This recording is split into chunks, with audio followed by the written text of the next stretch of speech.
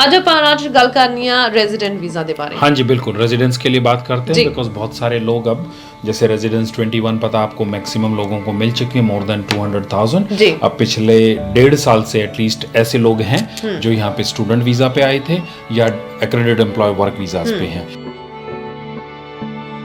हाँ जी, skilled migration में अभी 6 पॉइंट्स हैं जी। उसके अंदर वो 2 तरह से डिवाइड किया। एक तरफ है उनका क्वालिफिकेशन, रजिस्ट्रेशन या पे रेट, उसके पॉइंट्स हैं आपके 3 से 6 तक, और दूसरी तरफ है आपके वर्क एक्सपीरियंस। सो अब न्यूजीलैंड वर्क एक्सपीरियंस किसी भी रेजिडेंस कैटेगरी स्किल्स के अंदर जरूरी है, रिक्वायर्ड है। एंड अगर इवन पीएचडी भी है आपका जिसके अंदर स्ट्रेट अवे 6 पॉइंट आपके मिलते हैं, तो भी आपको जॉब न्यूजीलैंड में स्किल जॉब चाहिए तो आप स्ट्रेट अवे अप्लाई कर सकते हो। जॉब होना लाजमी आ। हाँ जी, चाहे तुसी ग्रेजुएशन की है, मास्टर्स या फिर तुसी पीएचडी होल्ड कर रहे हैं, जॉब होना, एक्सपीरियंस होना New Zealand they which that is very important. या इवन पीएचडी अगर आपकी ओवरसीज में है, करंटली आप से पंजाब में बैठे हो, पीएचडी होल्डर्स हो, तो आपको न्यूजीलैंड में जॉब ऑफर चाहिए, तो जॉब ऑफर के साथ we can still apply your residence जी। कि जायज या फीसा वेल देखो, ये 1 अक्टूबर से स्टार्ट होगी जी, बट ऑफ कोर्स कितनी जो कैटेगरीज हैं उसमें मोर देन डबल इन लोगों ने बढ़ाया है जी। तो of course as a migrant, जो हमारे माइग्रेंट वर्कर यहाँ पे काम कर रहे हैं या जो ओवरसीज से आना चाहते हैं, एक तो हमारा एक्सचेंज रेट इतना है $50, करेक्ट, 50 रुपीज। एंड दूसरा जो यहाँ पे काम करते हैं तो उनकी इनकम खर्चे के हिसाब से, एक्सपेंसेस के हिसाब से इतना नहीं है कि वो रेजिडेंस के लिए 6,450 या 6,500 लगाओ कि इतना वो खर्च कर सके। तो this is not good for the community, but again जो इमिग्रेशन करती है हमें वो फॉलो करना पड़ता है and we have to live with that. तो आपके थ्रू जैसे जी मेरी ये एडवाइस है पूरी कम्युनिटी को जो हमें देख रहे हैं कि अगर आप रेडी हो अभी, if you can apply your residence visa, work visa और पार्टनरशिप वीजा और student visa, apply now so you can save a lot of money. बिल्कुल, देखो एक बार में $3,000-4,000 सेव करना इज अ बिग डील। ਸਤਿ ਸ਼੍ਰੀ ਅਕਾਲ, ਸਾਡੇ ਟੀਵੀ ਦੇਖ ਰਹੇ ਹੋ ਤੁਸੀਂ। ਮੈਂ ਹਾਂ ਜਸਦੀਪ ਕੌਰ ਤੇ ਅੱਜ ਇੱਕ ਖਾਸ ਮਹਿਮਾਨ ਸਾਡੇ ਨਾਲ ਇਸ ਸਟੂਡੀਓ ਦੇ ਵਿੱਚ। ਹਮੇਸ਼ਾ ਹੀ ਇਮੀਗ੍ਰੇਸ਼ਨ ਦੇ ਨਾਲ ਸੰਬੰਧਿਤ ਕੁਝ ਖਾਸ ਜਾਣਕਾਰੀਆਂ ਅਸੀਂ ਤੁਹਾਡੇ ਲਈ ਲੈ ਕੇ ਆਉਂਦੇ ਹਾਂ ਤੇ ਸਾਡੇ ਨਾਲ ਅੱਜ ਇੱਕ ਵਾਰੀ ਫੇਰ ਤੋਂ ਰਾਜ ਪ੍ਰਦੀਪ ਜੀ ਮੌਜੂਦ ਨੇ ਸਟੂਡੀਓ ਦੇ ਵਿੱਚ, ਲੀਗਲ ਅਸਿਸਟੈਂਟ ਤੋਂ। ਸਤਿ ਸ਼੍ਰੀ ਅਕਾਲ ਰਾਜ। ਸਤਿ ਸ਼੍ਰੀ ਅਕਾਲ ਜੈਸੀ, ਕੀ ਹਾਲ ਚਾਲ ਨੇ ਜੀ? Very good, going good. ਤੇ ਇੱਕ ਵਾਰੀ ਫੇਰ ਅਸੀਂ ਹਾਜ਼ਰ ਹੋ ਚੁੱਕੇ ਹਾਂ, ਕੁਝ ਨਵੀਆਂ ਜਾਣਕਾਰੀਆਂ, ਕੁਝ ਨਵੀਆਂ ਅਪਡੇਟਸ ਆਈਆਂ, ਕੁਝ ਵੱਡੀਆਂ ਜਸਟ ਐਕਸਪੈਂਸਿਵ ਦੈਟਸ ਆਲ। ਹਾਂ, ਥੋੜੀ ਮਹਿੰਗੀਆਂ ਅਪਡੇਟਸ ਆਈਆਂ ਇਮੀਗ੍ਰੇਸ਼ਨ ਨਿਊਜ਼ੀਲੈਂਡ ਦੇ ਵੱਲੋਂ। ਅੱਛਾ, first if we talk about, start ਕਰਦੇ ਹਾਂ ਫੀਸਾਂ ਤੋਂ। ਹਾਂਜੀ, ਕੀ ਜਾਇਜ਼ ਆ फीसा? वेल देखो, ये 1 अक्टूबर से स्टार्ट होगी जी, बट ऑफ कोर्स कितनी जो कैटेगरीज हैं उसमें मोर देन डबल इन लोगों ने बढ़ाया है जी। तो of course as a migrant, जो हमारे माइग्रेंट वर्कर यहाँ पे काम कर रहे हैं या जो ओवरसीज से आना चाहते हैं, एक तो हमारा एक्सचेंज रेट इतना है $50, करेक्ट, 50 रुपीज। एंड दूसरा जो यहाँ पे काम करते हैं तो उनकी इनकम खर्चे के हिसाब से, एक्सपेंसेस के हिसाब से इतना नहीं है कि वो रेजिडेंस के लिए 6,450 या 6,500 लगाओ कि इतना वो खर्च कर सके। या इवन फैमिली कैटेगरी में मोर देन $5,000 तो वो स्टार्ट हो जाएगा। ऐसे ही जो ओवरसीज के स्टूडेंट वीजा एप्लीकेशन है $750 हो जाएगा। सो इट्स, और जो एक्रेडिटेड एम्प्लॉयर वर्क वीजा है वो $1,640 हो जाएगा। तो और जो पार्टनर का वीजा है उसमें accredited employer work visa I think 1,620 है। तो एक्सपेंसेस बहुत ज्यादा हो चुके हैं जी जी। तो this is not good for the community, but again जो इमिग्रेशन करती है हमें वो फॉलो करना पड़ता है and we have to live with that जी। सो 1 अक्टूबर तो स्टार्ट हो रहा है। हाँ जी, 1 अक्टूबर से। तो आपके थ्रू जैसे जी मेरी ये एडवाइस है पूरी कम्युनिटी को जो हमें देख रहे हैं कि अगर आप रेडी हो अभी, if you can apply your residence visa, work visa or partnership visa or student visas, apply now so you can save a lot of money। बिल्कुल, देखो एक बार में $3,000-4,000 सेव करना is a big deal, big deal. And also जे ਤੁਹਾਡਾ visa expire ਨਹੀਂ ਵੀ ਹੋ ਰਿਹਾ, ਮੰਨ ਲਓ ਅਕਤੂਬਰ ਦੇ ਵਿੱਚ ਐਕਸਪਾਇਰ ਹੋ ਰਿਹਾ ਜਾਂ end of September, still you can apply. ਯਾ ਇਵਨ ਨੈਕਸਟ ਈਅਰ ਹੋ ਰਿਹਾ, still you can apply with less fee. ਜੀ ਜੀ ਜੀ। ਸੋ ਇਹ ਵਧੀਆ ਜਿਹੜੀ ਜਾਣਕਾਰੀ ਹੈਗੀ। अच्छा, आज ਆਪਾਂ आज ਗੱਲ ਕਰਨੀ ਆ रेजिडेंट वीजा ਦੇ ਬਾਰੇ। हाँ जी बिल्कुल, रेजिडेंस के लिए बात करते हैं बिकॉज बहुत सारे लोग अब जैसे रेजिडेंस 21 पता आपको मैक्सिमम लोगों को मिल चुकी है, मोर देन 200,000। अब पिछले 1.5 साल से एटलीस्ट ऐसे लोग हैं जो यहाँ पे स्टूडेंट वीजा पे आए थे या एक्रेडिटेड एम्प्लॉय वर्क वीजा पे हैं, और काफी लोग हैं जो इंडिया से मास्टर डिग्री ऑलरेडी कर चुके हैं, तो straight away after 1 year they qualify for residence. तो we will discuss I think different categories of residence today. So skilled migrant ਦੀ ਸਭ ਤੋਂ ਪਹਿਲਾਂ ਗੱਲ ਕਰਦੇ ਹਾਂ ਆਪਾਂ, ਇਹਦੇ ਵਿੱਚ पॉइंट सिस्टम है। हाँ जी, स्किल्ड माइग्रेशन में अभी 6 पॉइंट्स हैं जी। उसके अंदर वो 2 तरह से डिवाइड किया। एक तरफ है उनका क्वालिफिकेशन, रजिस्ट्रेशन या पे रेट, उसके पॉइंट्स हैं आपके 3 से 6 तक, और दूसरी तरफ है आपके वर्क एक्सपीरियंस। सो अब न्यूजीलैंड वर्क एक्सपीरियंस किसी भी रेजिडेंस कैटेगरी स्किल्स के अंदर जरूरी है, रिक्वायर्ड है। एंड अगर इवन पीएचडी भी है आपका जिसके अंदर स्टेट अवे 6 पॉइंट आपके मिलते हैं, तो भी आपको जॉब न्यूजीलैंड में स्किल जॉब चाहिए तो आप स्टेट अवे अप्लाई कर सकते हो। तो अगर मैं जैसे एक्सप्लेन करूं थोड़ा डिफरेंट इसमें, तो स्टार्ट होता है ये पहले क्वालिफिकेशन के पॉइंट होते हैं बैचलर डिग्री से। आपकी किसी भी सब्जेक्ट में बैचलर डिग्री है तो आपके 3 पॉइंट्स हैं, अगर वो NZQ लेवल 7 अगर आपका आता है तो 360 क्रेडिट्स जो इनके होते हैं 3 साल के, 1 साल के 120 क्रेडिट लगा के। दूसरा उसके अंदर है पे रेट के ऊपर है, पे रेट है 1 and 5 टाइम्स। जैसे आप बैचलर डिग्री नहीं हो बट आपके पास 5, 7, 10 साल का एक्सपीरियंस, आप कहीं पे supervisor, assistant manager, team leader या कोई स्पेशलिस्ट मैनेजर हो, तो आपका अगर पे रेट $47.41 है तो उसके 3 पॉइंट आपको मिलते हैं। फिर 3 साल अगर आप न्यूजीलैंड में काम करते हो तो टोटल आपका 6 हो जाता है, then you can apply residence visa. Another है रजिस्ट्रेशन के, जैसे टीचर रजिस्ट्रेशन है, नर्सिंग रजिस्ट्रेशन है, या लॉयर्स के रजिस्ट्रेशन है, या ट्रेडीज के रजिस्ट्रेशन, आपके जो इलेक्ट्रीशियन है, ऑटो इलेक्ट्रीशियन है, प्लम्बर्स हैं, कारपेंटर, उनके आपके रजिस्ट्रेशन है, तो आप उसके हिसाब से रजिस्ट्रेशन के पॉइंट है। फिर आप 1, 2, 3 साल काम करके न्यूजीलैंड में you can get residence visa. तो अगर आपके पास जैसे बैचलर डिग्री है 3 पॉइंट जैसे मैंने बताया, अगर आपके पास लेवल 8 का डिप्लोमा है या पोस्ट ग्रेजुएट उसको बोलते हैं, उसके 4 पॉइंट्स हैं, मास्टर डिग्री के 5 पॉइंट, अगर वो लेवल 9 NZQ आता है तो 1 साल न्यूजीलैंड एक्सपीरियंस पे आप अप्लाई कर सकते हो। और लास्ट है पीएचडी के 6 पॉइंट्स है, state away with job offer you can apply residence visa. तो ये स्किल्ड माइग्रेशन का जो 6 का पॉइंट है वो, और मिनिमम आपको पता है जो करंट मेडन वेज है न्यूजीलैंड में वो है $31.61 पर आवर। अगर आपका वो पे रेट है तो आप 1 साल, 2 साल, 3 साल के वर्क एक्सपीरियंस पे कर सकते हो। वर्क एक्सपीरियंस अगर आपका पुराना भी है से $29.66 और बैचलर डिग्री आपके पास है तो वो भी आपका वर्क एक्सपीरियंस काउंट होगा। 27.76 पे रेट अगर आपका था 2 साल पहले तो वो भी आपका काउंट होगा। इवन उससे पुराना भी है $27, वो भी आपका काउंट होगा। So you need to come and discuss with us, तो हम आपका केस पूरी तरह असेस कर लेंगे, उसके हिसाब से we can advise you about this skilled migration category in detail.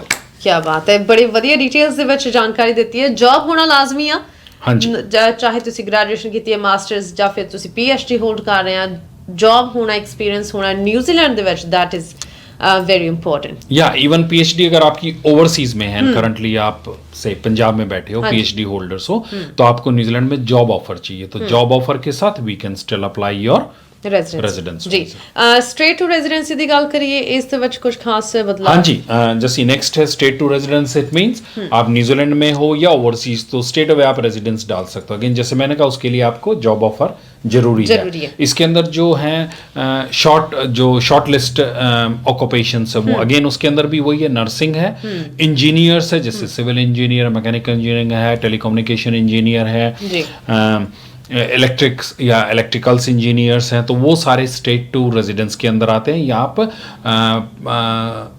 Secondary school teacher है तो भी स्टेट टू रेजिडेंस के अंदर है। So with your qualification, with your job offer we can apply. तो आपको न्यूजीलैंड वर्क एक्सपीरियंस उसके अंदर नहीं चाहिए, यही उसकी खासियत है। बस आपको job offer plus your qualification, that's what you need and we can apply straight to residence. Overseas ਜਿਹੜੇ ਟੀਚਰਸ ਆਪਾਂ ਕਹਿ ਸਕਦੇ ਹਾਂ ਹੈਲਥ ਕੇਅਰ ਸੈਕਟਰ ਵਾਲੇ, ਉਹਨਾਂ ਨੂੰ ਕਿੰਨਾ ਐਕਸਪੀਰੀਅੰਸ ਚਾਹੀਦਾ? ओवरसीज काउंट्स एक्सपीरियंस होएगा? नहीं, ओवरसीज का कोई भी एक्सपीरियंस के पॉइंट से नहीं है, वो आता है स्किल्ड माइग्रेशन के अंदर। बट जैसे आपने अभी कहा अगर कोई ओवरसीज के टीचर हैं लाइक बीएड वगैरह हैं तो नेचुरल उनको सबसे पहले तो अगर टीचर हैं वो सेकेंडरी स्कूल के तो उनको रजिस्ट्रेशन प्रोसेस पहले स्टार्ट करना टीचर्स काउंसिल ऑफ न्यूजीलैंड के साथ।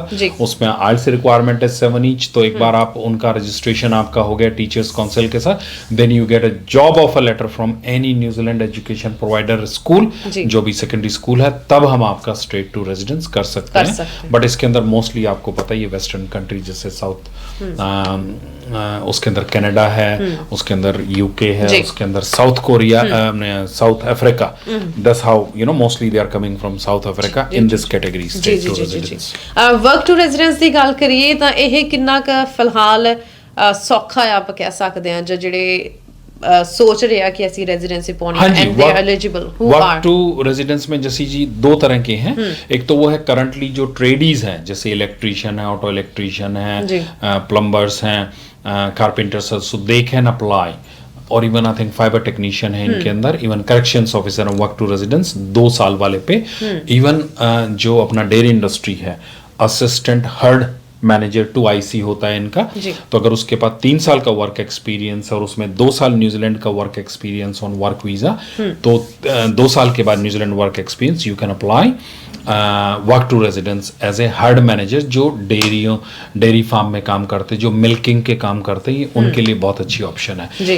और जैसे मैंने बताया दूसरे हैं वो ऑफकोर्स 2 साल के बाद अपना वर्क टू रेजिडेंस अप्लाई कर सकते हैं। उसके अंदर भी जो आपकी क्वालिफिकेशन है, work experience this is counted, और 2 साल ही आपने अपने एक्रेडिटेड एम्प्लॉयर वर्क वीजा पे, या अगर आप पहले एसेंशियल स्किल्स वीजा पे थे तो पिछले 3 साल में से 2 साल वो काउंट होते हैं, तो वो उसके बेस पे आप अपना with health, with police certificate and English, क्योंकि इंग्लिश की रिक्वायरमेंट 6.5 सारी रेजिडेंस कैटेगरीज में है, so you can apply based on that work to residence. और वर्क टू रेजिडेंस में एक और कैटेगरी है जो टेम्पररी इन्होंने करी थी, एक तो था ट्रांसपोर्ट सेक्टर के, उसके अंदर आपके ट्रक ड्राइवर्स, बस ड्राइवर्स या शिपिंग लाइन के थे, डेक एंड शिप मास्टर वगैरह, तो वो 2 साल के काम करने के बाद दे can apply residence visa again with the IELTS, PCC and medical.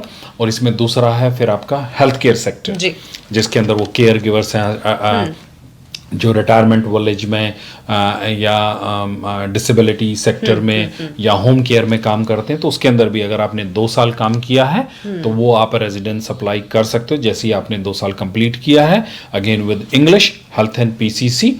And जो हेल्थ सेक्टर है इसके अंदर ये वर्क टू रेजिडेंस की पॉलिसी अभी भी अक्टूबर तक ओपन है, तो अगर आपके पास लेवल 4 क्वालिफिकेशन है, जॉब ऑफर है, तो आप देर ना करो, प्लीज अपना जो एक्रेडिटेड एम्प्लॉयर वर्क वीजा है, जो जॉब चेक होता है या टोकन जिसे बोलते हैं, वो यूज करके आप अपना 3 साल का वर्क वीजा ले लो, ताकि 2 साल बाद you can qualify for residence visa in there. So these are say residence categories in New Zealand currently. One is skilled migration, second is straight to residence, and third is work to residence. And work to residence is current, you can apply, or if you are in previous work to residence categories, you can still apply residence visa straight away in terms of transport sector and health care sector. ਜੀ, ਤੇ English requirement ਦੀ ਆਪਾਂ ਗੱਲ ਕੀਤੀ ਹੈ, ਸਾਰੀ categories ਦੇ ਲਈ different या requirements no same ही है। IELTS 6.5 for a principal applicant जो आपका मेन है, बट फैमिली मेंबर्स के लिए उसमें छूट है 5.0। और फैमिली मेंबर्स के लिए अगर उनको इंग्लिश नहीं भी आती, कोई बात नहीं, they can pay a sole tuition fee which is around 6,900, तो वो पे कर सकते हो, तो उनको IELTS देने की जरूरत नहीं है। और उसके अंदर ये है कि अगले 2-3 साल में जो फ्री क्लासेस होती हैं विद इन 2 years वो एग्रीमेंट बनता है, they can learn English or they can attend free classes। ਜੀ ਜੀ ਜੀ। ਤੇ ਹੁਣ ਜਿਹੜੇ ਆਪਾਂ ਮਾਈਗ੍ਰੈਂਟਸ ਦੀ ਗੱਲ ਕਰੀਏ ਜਿਹੜੇ ਆ ਰਹੇ ਆ, ਤੁਹਾਨੂੰ ਲੱਗਦਾ ਕਿ ਹੁਣ ਇਨਫ ਮਾਈਗ੍ਰੈਂਟਸ ਆ ਰਹੇ ਨੇ ਕਿ ਇਹਦਾ ਫਾਇਦਾ ਲੈ ਸਕਦੇ ਆ? ਕਿਉਂਕਿ ਹੁਣ ਰੀਸੈਂਟਲੀ ਜਿੱਦਾਂ ਆਪਾਂ ਗੱਲ ਪਹਿਲਾਂ ਵੀ ਕਰ ਰਹੇ ਸੀਗੇ कि बहुत घट आ रहा माइग्रेंट्स। बिल्कुल, अब रिसेंटली लाइक 2-3 महीने से या I will say with in this year migration पहले से काफी कम है। नेट माइग्रेशन माइनस में है, जैसे गवर्नमेंट के स्टैटिक्स आ रहे हैं, क्योंकि काफी लोग जो सिटीजन रेजिडेंट्स हैं they are moving to Australia, और स्पेशली जो इंडियन सेक्टर है या इंडियन सब कॉन्टिनेंट है, वहां से जो स्टूडेंट वीजा है या विजिटर वीजा है वो भी काफी डिक्लाइन हो रहे हैं। ਹਾਂ, ਸੋ ਉਹਨਾਂ ਨੂੰ ਦੇਖ ਕੇ ਜਿਹੜੇ ਵਰਕਰ, ਜਿਹੜੇ ਵਰਕ ਵੀਜ਼ਾ ਵਾਲੇ ਹੈਗੇ ਆ, ਉਹ ਵੀ ਸੋਚਦੇ ਕਿ ਕਿਉਂ ਨਾ ਆਪਾਂ ਆਸਟ੍ਰੇਲੀਆ ਚੱਲੀਏ। ਵੁੱਡ ਯੂ ਥਿੰਕ ਕਿ न्यूजीलैंड ਦੇ ਹਾਲਾਤ ਫਿਲਹਾਲ सही ਨੇ?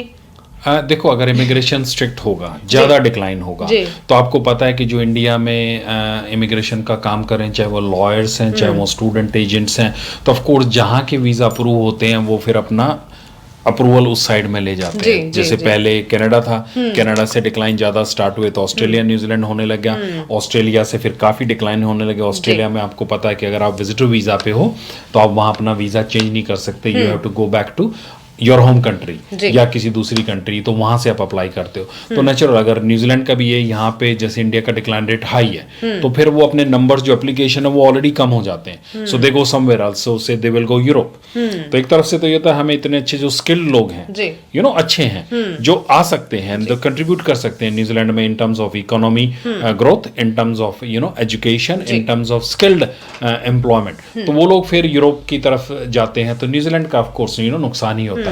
तो हमारा तो ये होता है कि अपना केस आप अच्छी तरह प्रिपेयर करो, जो भी आप अप्लाई कर रहे हो, चाहे तो विजिटर वीजा है चाहे student visa, you need to really prepare your financials, you need to really give more details about your work experience, उसके अंदर डिटेल्ड में आपको बताना है सारा, आपकी इनकम टैक्स रिटर्न्स कितनी है 3-4 साल की, वर्क एक्सपीरियंस क्या आपका, सोशल मीडिया क्या है, आपका जो एम्प्लॉयर है उसके पास वेबसाइट है, उसका इंडिया में जीएसटी रजिस्ट्रेशन है, उनका जो गूगल मैप्स है उनमें उनका एड्रेस दिख रहा है, सेम बिजनेस चल रहा है एंड वो मल्टीपल तरीके से बिजनेस चल रहे हैं, जेन्युइन बिजनेस है, और आपके जो डॉक्यूमेंट्स हैं वो भी चार्टर्ड अकाउंटेंट है, एसेट लिस्ट है, आपका जो सुपरवाइजर है, मैनेजर है, उसके experience letters, so there is a lot you need to really prepare, and same again going back to your home country, your family situation, chattel assets, तो आपको पूरा प्रिपेयर करना पड़ता है, तब जाके न्यूजीलैंड का वीजा आपका पॉजिटिव ਪ੍ਰੋਸੈਸ ਹੋ ਸਕਦਾ ਹੈ। ਤੇ ਇਹ ਪ੍ਰਿਪੇਅਰ ਕਰਨ ਦੇ ਲਈ ਆਫ ਕੋਰਸ ਤੁਸੀਂ ਰਾਜ ਨੂੰ ਕੰਟੈਕਟ ਕਰ ਸਕਦੇ ਹੋ, ਲੀਗਲ ਐਸੋਸੀਏਟਸ। ਤੁਸੀਂ ਦੇਖ ਸਕਦੇ ਹੋ ਕਿ ਕਿੰਨੇ ਵਧੀਆ ਤਰੀਕੇ ਦੇ ਨਾਲ ਇਨਫੋਰਮੇਸ਼ਨ ਜਾਣਕਾਰੀ ਦਿੱਤੀ ਹੈ ਸਾਰੇ ਜਾਣਿਓ ਕਿ ਕਿੱਦਾਂ ਅਸੀਂ ਪ੍ਰਿਪੇਅਰ ਕਰ ਸਕਦੇ ਹਾਂ।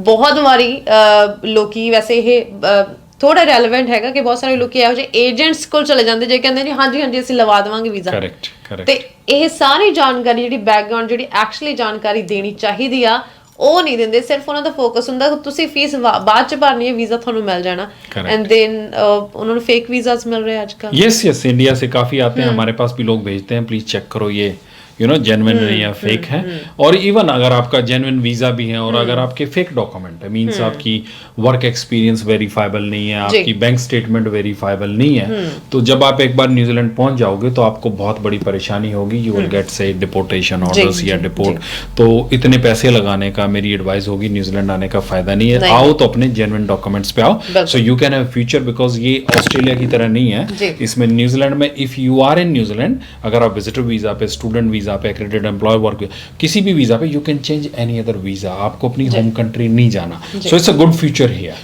बिल्कुल गुड फ्यूचर है। Thank you so much Raj इन्नी ਵਧੀਆ ਜਾਣਕਾਰੀ ਦੇਣ ਦੇ ਲਈ ਇੱਕ ਵਾਰ ਫਿਰ ਤੋਂ थैंक यू जसी, एंड थैंक यू रेडियो साडे वाला कि again and again you give us opportunity कि भी हम अपनी जो कम्युनिटी है, जो आपको सुनने वाले हैं, देखने वाले हैं, हम उनको जानकारी आपके थ्रू पहुंचाते हैं। So thank you very much, सत श्री अकाल एंड नमस्कार। सत श्री अकाल जी।